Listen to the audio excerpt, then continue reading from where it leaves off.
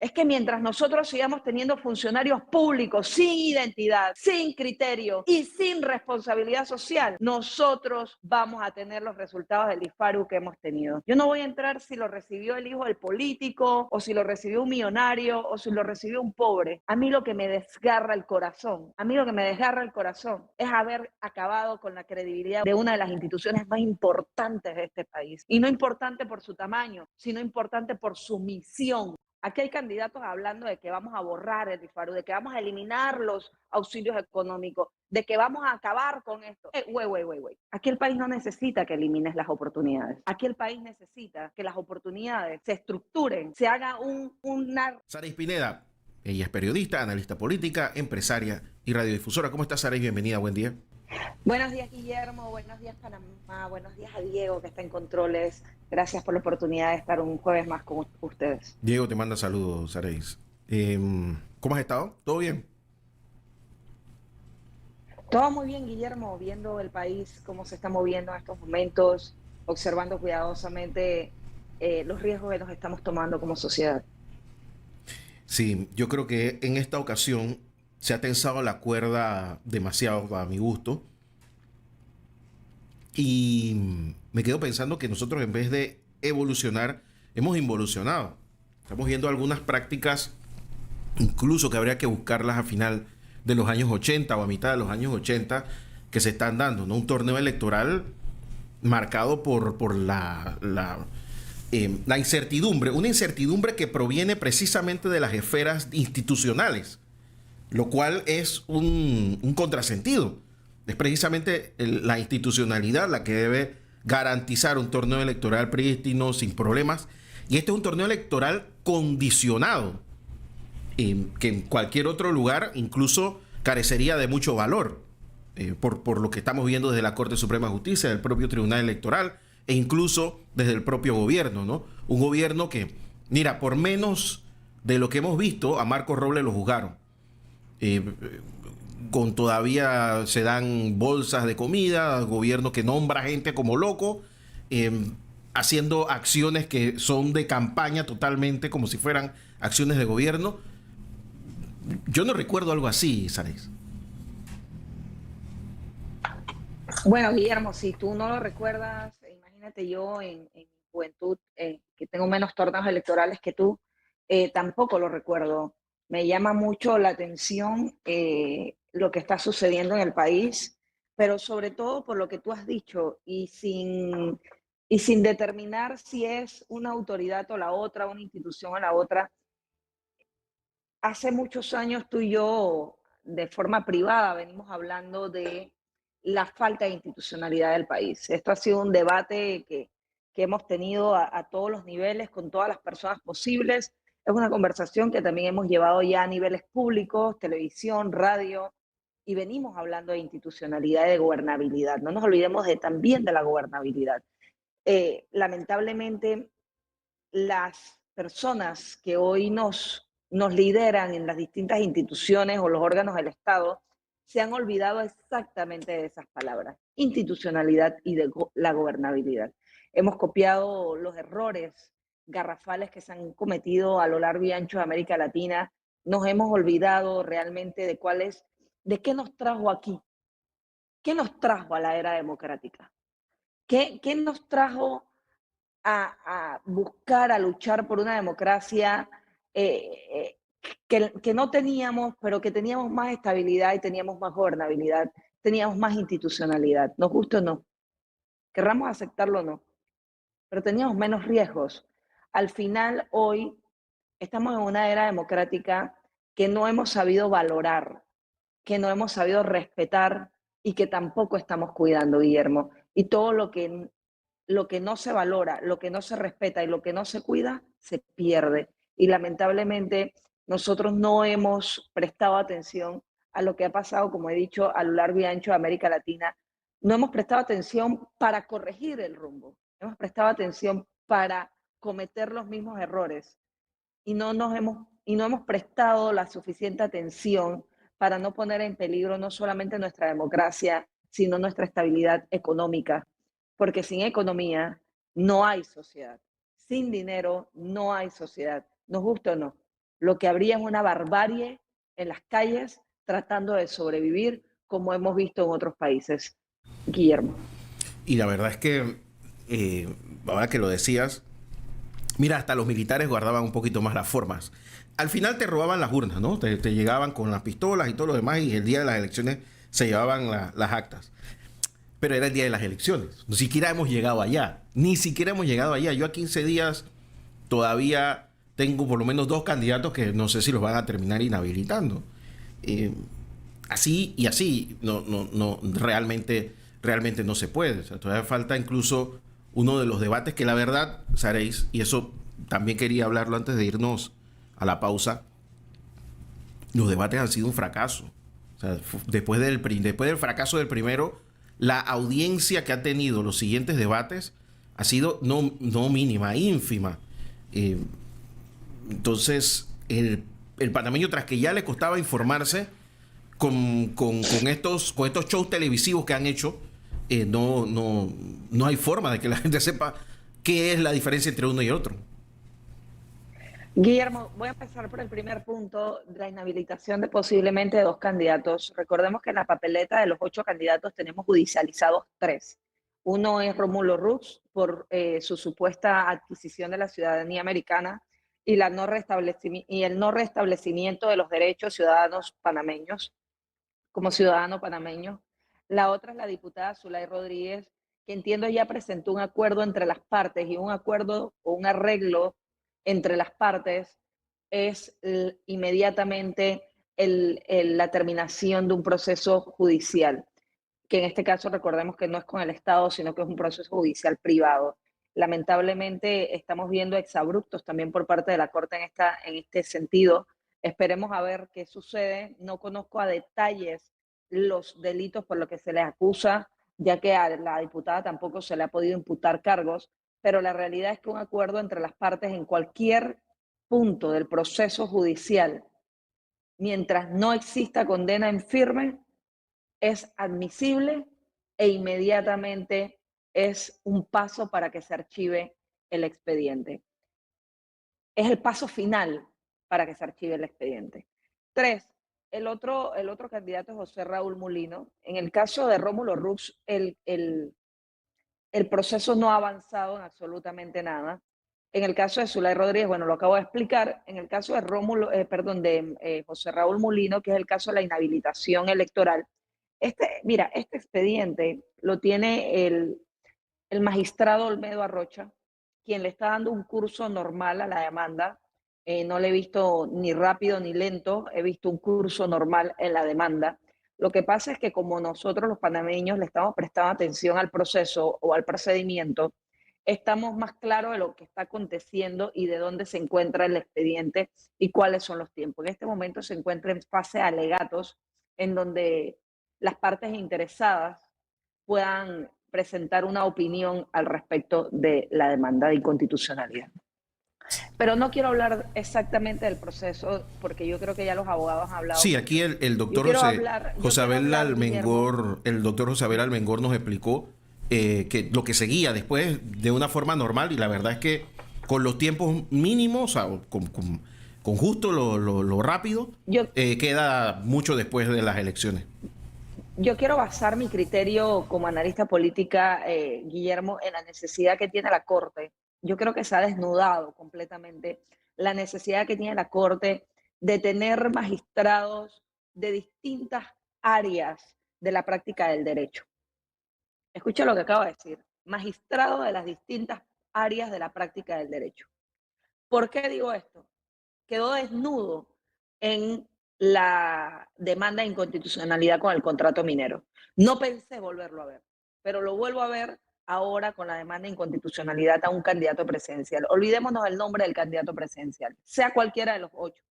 La realidad es que la Corte Suprema de Justicia necesita tener magistrados que vengan de afuera, magistrados que entiendan el acontecer nacional de nuestro país, acontecer nacional, político y democrático, electoral que se vive.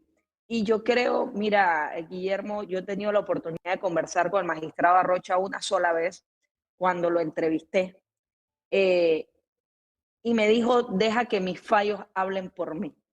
yo tengo la confianza en que el magistrado Arrocha entiende el acontecer nacional, porque para eso se llama ciencias políticas la carrera. No solamente es lo frío que se marca en los códigos, sino también entender lo que puede ocurrir o no puede ocurrir en un país. Yo por tiempos no voy a hablar, pero sí por criterio político. Y yo creo y tengo la fe y la confianza de que el magistrado Olmedo Arrocha es un hombre con criterio político que entiende el acontecer nacional. Esto ya nos lo demostró en silencio quien se pusiera en los hombros un gran trabajo con el contrato minero en el mes de noviembre del año pasado. No me quedó duda de su criterio y sigo apelando al mismo.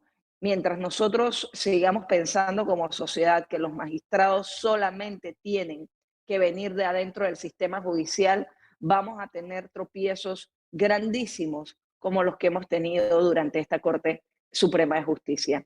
Dicho esto, reitero mi confianza en que vamos a poder culminar este torneo electoral con los 8 candidatos y mi confianza en que el magistrado Olmedo Arrocha es mucho más que las presiones mediáticas que está recibiendo a todos los niveles, a favor y en contra de esta demanda.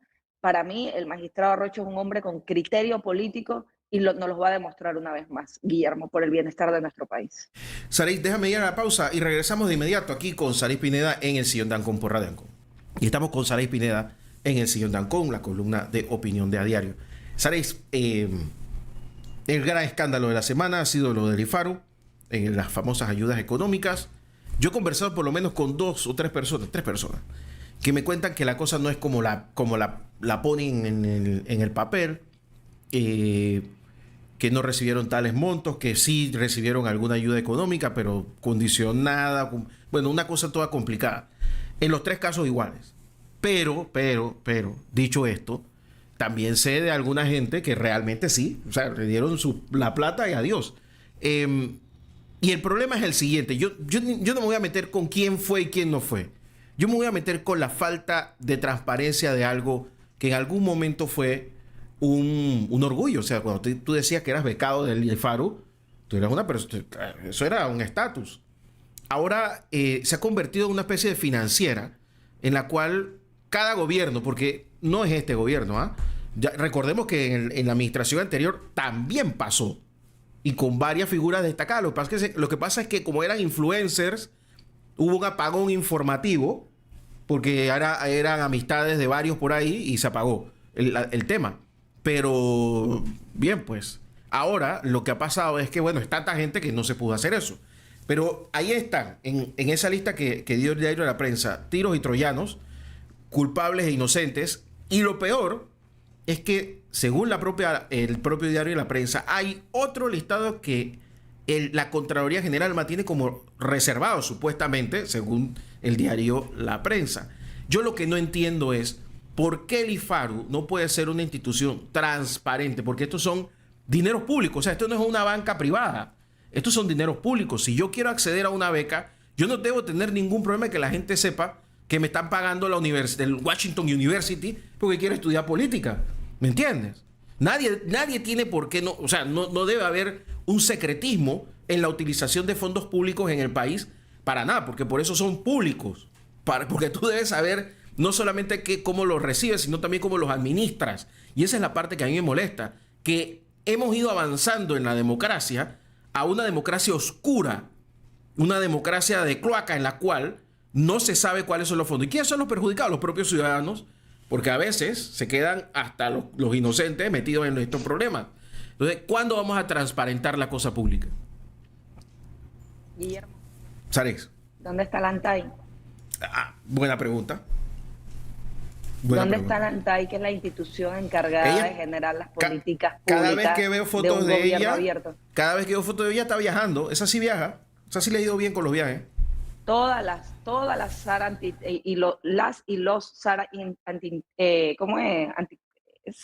anticorrupción le llamaban antes, se han dedicado a viajar. ¿Dónde está la ANTAI?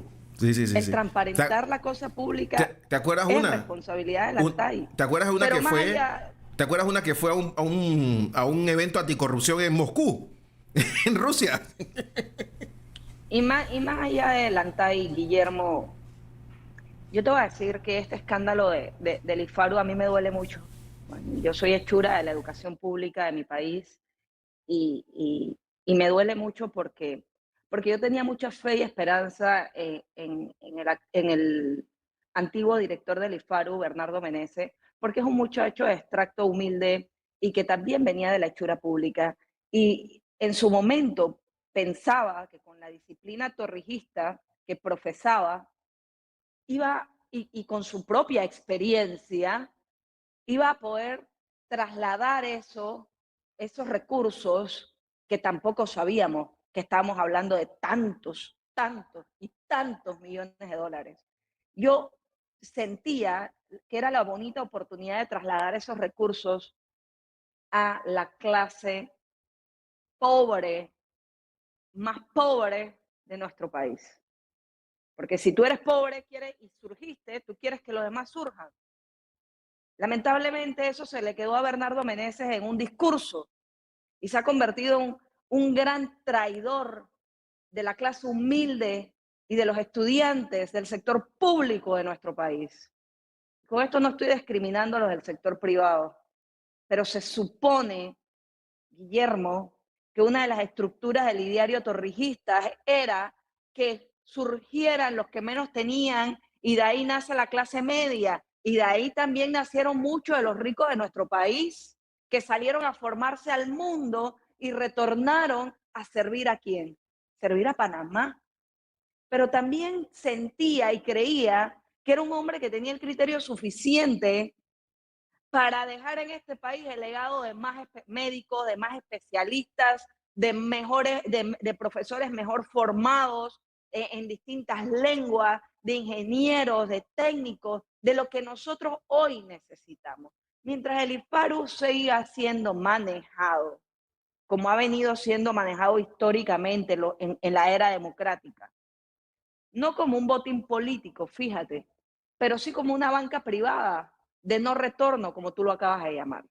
Y yo le aplicaría el no retorno, una banca privada de no retorno en donde no tenemos los criterios como país. Fíjate que esto va mucho más allá de transparencia o no, porque hemos arruinado una de las instituciones más nobles y con mejor propósito que existen en esta nación.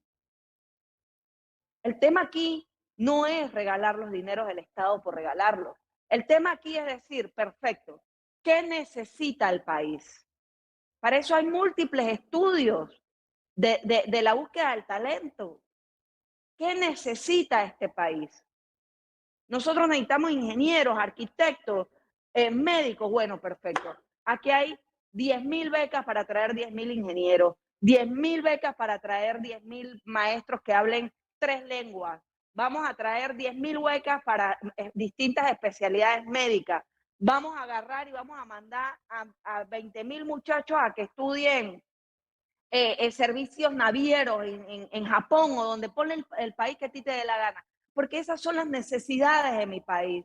Vamos a generar recursos logísticos, pero no, sin desmeritar a los cineastas, sin desmeritar a los estudiantes de diseño gráfico, sin desmeritar a ninguna profesión en el mundo y en mi país. Nosotros lo vamos a mandar a estudiar cine, porque nosotros ya estamos abarrotados aquí de profesionales de las carreras principales.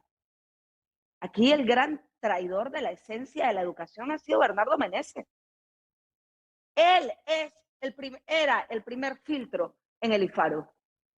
Pero lo que pasa aquí es que hay gente que cuando llega a ciertas posiciones cree que ya pasó un estatus social y entonces voy a hacerme amigo de los ricos, de los rabiblancos, de los millonarios.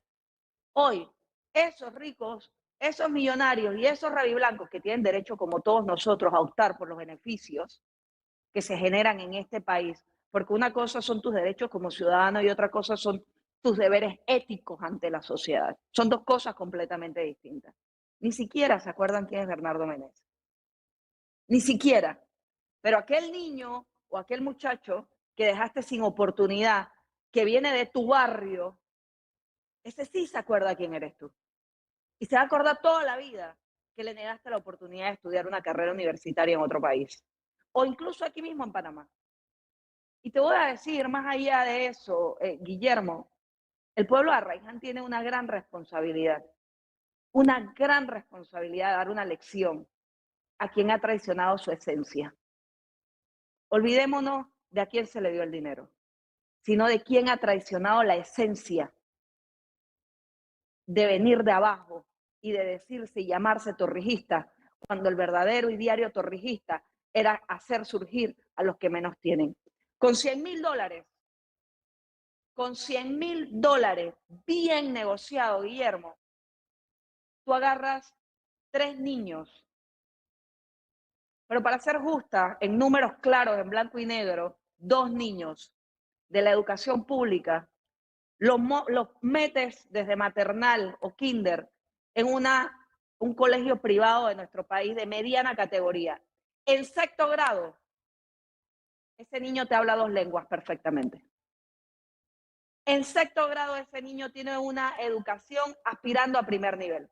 Con $100,000, tú empiezas a garantizar con 2 niños en escuela privada de mediana estatura, estoy hablando, empiezas a garantizar la transformación de una generación. Ahora imagínate, Guillermo, con $141 millones, ¿cuál sería la transformación total que se generaría en una generación de niños agarrándolos desde maternal? Te hablo de costos que yo conozco perfectamente.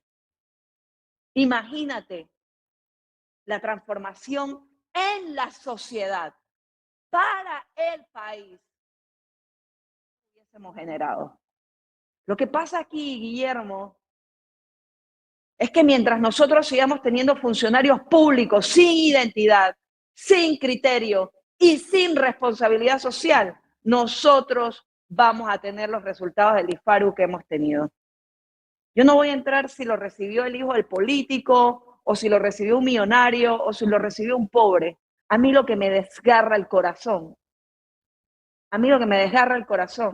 es haber acabado con la credibilidad de una de las instituciones más importantes de este país. Y no importante por su tamaño, sino importante por su misión. Por su misión.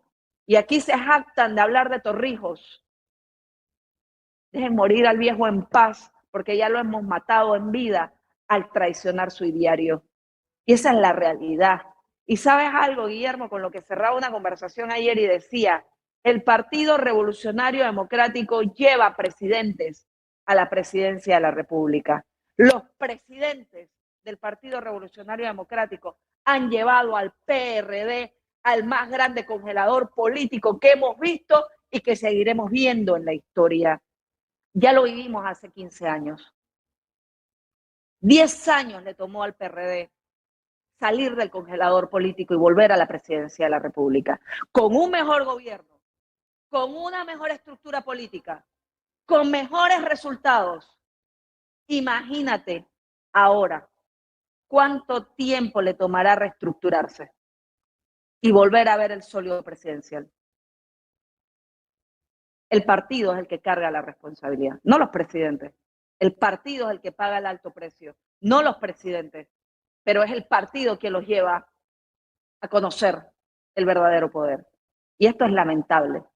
Y reitero, esta responsabilidad hoy, después de 3 solicitudes de levantamiento del fuero electoral penal al candidato a diputado del circuito de Arraiján, Bernardo Meneses, que no se ha levantado el fuero penal por parte del Tribunal Electoral, esta responsabilidad recae hoy única y exclusivamente sobre los moradores del distrito de Arraiján. Vamos a ver la sociedad que tenemos. Ahí la vamos a medir. Ahí la vamos a medir. Porque no se trata de hablar si hubo corrupción o no. Se trata de hablar que has traicionado, y lo reitero, una de las esencias más importantes del torrijismo. Y es hacer que los de abajo surjan para tener una sociedad más equitativa. No que los de arriba se mantengan más arriba, sino los de abajo. Aquel niño de la comarca, aquel muchacho del interior de la República, que merece la oportunidad. No la merece porque sea el mejor estudiante, la merece porque es un ciudadano que requiere y necesitamos que surja. Eso, Bernardo, se llama cerrar la brecha de la desigualdad. otra de las grandes deudas que nos deja este quinquenio. Guillermo. Tú sabes que el IFARU fue en la época torrijista el gran, digamos que el brazo social verdadero del proceso revolucionario, pues vamos a llamarlo en la jerga torrijista. Y miles de panameños viajaron a Europa del Este con la intención de estudiar carreras técnicas, en su gran mayoría de médicos, que son muchos los que integran hoy el sistema de salud, ya mayores, pero fueron los que integraron el IRRI en su momento, el INTEL. Yo recuerdo profesores míos que habían estudiado en la antigua Checoslovaquia, en Bulgaria, en el propio Moscú. La banca agropecuaria. La gente que fue a Brasil a estudiar odontología y a estudiar agro, a Centroamérica, el propio a Honduras, Cristiano Adame dice, yo fui becado a estudiar y vine aquí a servir a mi país. a Cuba, pero a estudiar cosas productivas. O sea, gente que fue, no solamente venían a dar a Panamá a aplicar lo que aprendieron, sino que además terminaron en muchas ocasiones en las universidades siendo profesores, o sea, trasladando ese conocimiento. Ahora nosotros estamos en otro estadio, en el cual tú le das plata a un rayo blanco porque quieres quedar bien con el rayo blanco, y este después te trata con desprecio, cuando no te deja de hablar después. Por supuesto que eso es lo que va a hacer. Y la plata se pierde porque entre el negocio que pusiste, entre que nadie sabe qué hiciste, o te fuiste o que eres influencer y te perdiste y te quedaste por allá, perdimos esa plata. O sea, todo esto que se ha utilizado en el IFARU es un pozo ha caído en un pozo sin fondo. Y estoy hablando de los que no lo merecían. Porque hay gente que sí, hay que decirlo, lo merecían. Pero claro, como tú muy bien lo has dicho, el traidor lo que ha hecho es poner peor lo que ya estaba mal. Luis H. Y es un traidor. Moreno, Guillermo. Luis H. Moreno, un extraordinario banquero de nuestro país. Saludos, don Luis H. Moreno, que todavía vive, un hombre de alta edad. Es hechura de las oportunidades como las que nosotros le hemos robado hoy a los jóvenes. No ha bastado con tener una gran desigualdad de la educación pública, sino que también hemos generado una gran desigualdad en los que todavía aspiran superarse. Todavía aspiran superarse, Guillermo. Y yo te voy a decir una cosa, y se lo voy a decir a los 8 candidatos presidenciales. Aquí hay candidatos hablando de que vamos a borrar el IFARU, de que vamos a eliminar los auxilios económicos, de que vamos a acabar con esto. Güey. Aquí el país no necesita que elimines las oportunidades. Aquí el país necesita que las oportunidades se estructuren, se haga un real perfil de quiénes pueden aspirar y quiénes no, y que se cumpla. Porque aquí no es hablar de que voy a borrar los auxilios económicos porque hoy quiero quedar bien con la sociedad panameña que está cabreada con los auxilios económicos. No, aquí es decir y hacer una estructura real con gente de credibilidad que pueda llevar el IFARU adelante para que se gesten las oportunidades necesarias para cerrar las brechas de la desigualdad. Y empezando por ahí, por el IFARU. Porque aquí queremos decir que vamos a borrar las cosas por borrarlas, como si no funcionaran, como si realmente no tuvieran un objetivo. Sí lo tienen. El tema es que no lo cumplimos. El tema es que la gente que ponemos allí no es capaz de decir que no. Y luego continuar, Guillermo, por nuestra educación. Por nuestra educación. Mi hijo visitó la Universidad de Panamá en días pasados y regresó y me dice, mamá, ¿de verdad esta es la universidad más importante de nuestro país? ¿De verdad, mamá? Quedó impactado, porque cuando tú quieres ver un centro universitario, tú imaginas un centro universitario. Nos falta mucho para que nuestro primer centro universitario de nuestro país sea un centro universitario en donde los muchachos que tienen una educación más avanzada quieran estar allí. Bueno, ahí está la Facultad de Medicina, que todavía se la debemos. todavía se nos quedan más de 1.800 niños por fuera que no pueden ingresar porque no hay cupos. Entonces, continuar por ahí, Guillermo, y hasta llegar a nuestra educación pública. Aquí estaban criticando a un candidato porque hablaba de una gran reestructuración en la educación, pero si eso es lo que hay que hacer. ¿O es que aquí nos vamos a seguir quedando de brazos cruzados? Entonces, aquí los candidatos presidenciales, algunos, no voy a decir todos, pero le hablo a los 8, quieren, para ganar adeptos en la campaña, en base al cabreo que tiene la gente, porque no hay otra palabra para decirlo, hablar de eliminación de los subsidios. No seamos tan irresponsables. No seamos tan irresponsables. Porque en este país ha surgido por gente a la que se le dio la oportunidad. ¿Por qué no seguirla dando? Pero dándola bien. Dándola bien. Dándola a quienes realmente necesitan. Dándola a gente que realmente tiene ganas de servir. No nos llevemos por la politiquería y no borremos la historia por los errores de unos cuantos. Aquí tenemos que comprometernos como sociedad, Guillermo, a hacer las reestructuraciones. Por eso es que cuando yo hablo los dos principales retos del próximo gobierno, se llama institucionalidad y gobernabilidad. Nos pueden prometer el cielo y la tierra. Nos pueden decir que van a construir el Dubái de las Américas a lo largo y ancho de Panamá, pero sin institucionalidad y sin gobernabilidad, nada es posible, Guillermo. Y la verdad es que, ya para terminar, Saréis, a mí me da mucha tristeza que gente joven, porque no es la primera vez que pasa, que gente joven termine involucrada en esto y va a ser la segunda vez que un gobierno PRD se va a investigar otra vez qué ha pasado en el IFARU. Eh, no sé, yo creo igual que tú. Me parece que el problema no es la institución, el problema es la gente que pones en la institución.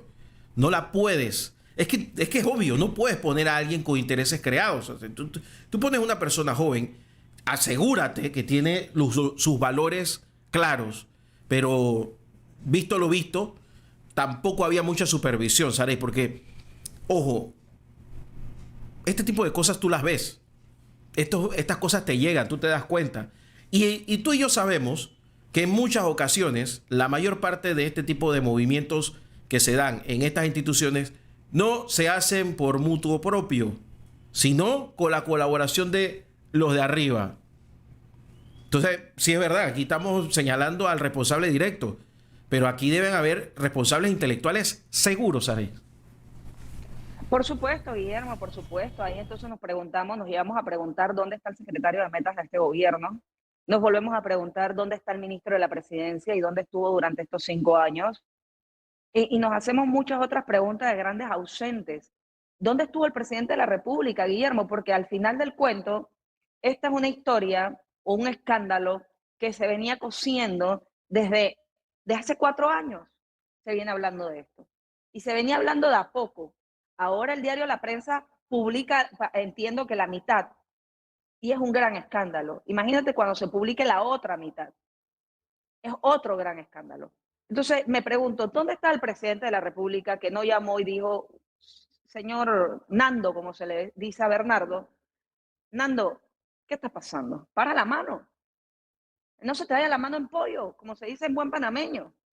Pero si tú vas a poner un funcionario que viene empeñado políticamente y que no tiene el criterio y los pantalones largos para decir que no, porque al final es mi responsabilidad, al final el que firma soy yo, al final que su credibilidad y su nombre va a quedar arrastrados es el mío. Si tú no tienes una persona con el criterio y la libertad política para hacer eso, si tú no tienes una persona con el entendimiento de hacia dónde va su propio futuro, lamentablemente tú terminas con funcionarios como este. Y a mí me apena que la juventud de mi país, porque no solamente ha sido Bernardo, que la juventud de mi país termine en situaciones tan críticas como esta por la ambición política, incluso hasta económica. Y te digo algo, Guillermo, han estado ausentes todas nuestras autoridades en la supervisión de lo que pasa, no solo en el IFARU, sino lo que ha pasado en todo el gobierno. No solo por supuestos actos de corrupción, sino por la falta de eficacia en la gestión pública. Mientras nosotros sigamos teniendo funcionarios de ese calibre, lamentablemente, nosotros vamos a seguir teniendo los resultados que tenemos. Yo invito a una gran reestructuración, pero sin parar el funcionamiento de la institución. Sin parar el funcionamiento de la institución. Porque no podemos permitirnos parar los funcionamientos de las instituciones o de los programas como se hizo en el gobierno de Juan Carlos Varela. Nuestro país tiene que seguir funcionando. Nuestro país tiene que seguir ejecutando. Pero nosotros tenemos que tener el criterio suficiente como funcionarios públicos, como servidores públicos, de decir que no. Y si no lo tiene, renuncia. Sabes que... Porque más vale irse por la puerta ancha y dormir tranquilo que estar pensando en cuándo te va a tocar la puerta el órgano judicial para indagarte. Son dos situaciones muy distintas, Guillermo, muy distintas. Y yo le deseo lo mejor a Bernardo. Realmente lo conozco, institutor igual que yo, pero la traición que siente hoy la clase humilde, la clase media, trabajadora de nuestro país, los que realmente conocemos el ideario torrijista, ojo, yo no me llamo torrijista, ojo con eso. Nosotros, eso no lo va a borrar nadie. Y era un momento bonito, como lo dije al inicio de cuando lo nombraron director del IFARU, era una de las oportunidades más bonitas que yo veía, en donde un joven que viene de abajo, que viene de la hechura de la educación pública de nuestro país, tuviese la oportunidad de retribuirle a esa misma clase media y clase baja trabajadora, a esa gente de la que hablábamos de la brecha de la desigualdad, retribuirle esas oportunidades para que surgieran. Lamentablemente, la deuda sigue estando ahí y ha crecido con grandes intereses que posiblemente nos cueste la solidificación de una institución tan importante como el IFARU. Sareis, un par de nuestros oyentes dicen: buenos días, Guillermo y Sareis, lo del IFARU es un clavo más al resentimiento que existe en la sociedad hacia la clase política partidista. Parece que se busca llegar al gobierno para favorecer amigos, pasieros y panas, más no servir al ciudadano. Otro oyente dice: buen día, la corrupción y juega vivo está en los genes de gran parte de los panameños y de todos los estratos. Se necesita ser muy íntegro y pagar las consecuencias por tanta decisión estoica. Yo te diría que lo dejemos acá, Sareis, pero hay cabreo en la población con justa razón. Y es uno más, como dice el oyente. Así que bueno, dejémoslo acá porque se nos acabó el tiempo, Sareis. Te mando un gran abrazo. Nos hablamos el próximo jueves, ¿te parece? Gracias a ti, Guillermo. Yo sí le pido a la sociedad, mira, Guillermo, que es un punto muy importante y te pido un minuto. Estamos en medio del proceso electoral. Culminar el proceso electoral con satisfacción el 5 de mayo, escogiendo al nuevo presidente o presidenta de este país y a los demás cargos públicos es nuestra responsabilidad. No nos dejemos llevar en este momento por cabezas calientes, no nos dejemos llevar en este momento por gente que tiene intereses políticos, para levantar las calles sin entender que un levantamiento en las calles única y exclusivamente a los que va a perjudicar es a todos los panameños, no por las pérdidas económicas, sino por la vulnerabilidad del proceso electoral. Seamos nosotros como ciudadanos responsables en garantizar que nuestro proceso electoral culmina el 5 de mayo y nos adelantemos a lo que será la reestructuración de nuestro país y la transición al nuevo gobierno. Depende de nosotros, no de los cabeza calientes. Muchas gracias, Guillermo. Sareis, te mando un gran abrazo. Cuídate mucho. Sareis Pineda, periodista y empresaria, analista política, con nosotros aquí en El Sillón de Ancón. Don Diego, vamos a la pausa y regresamos.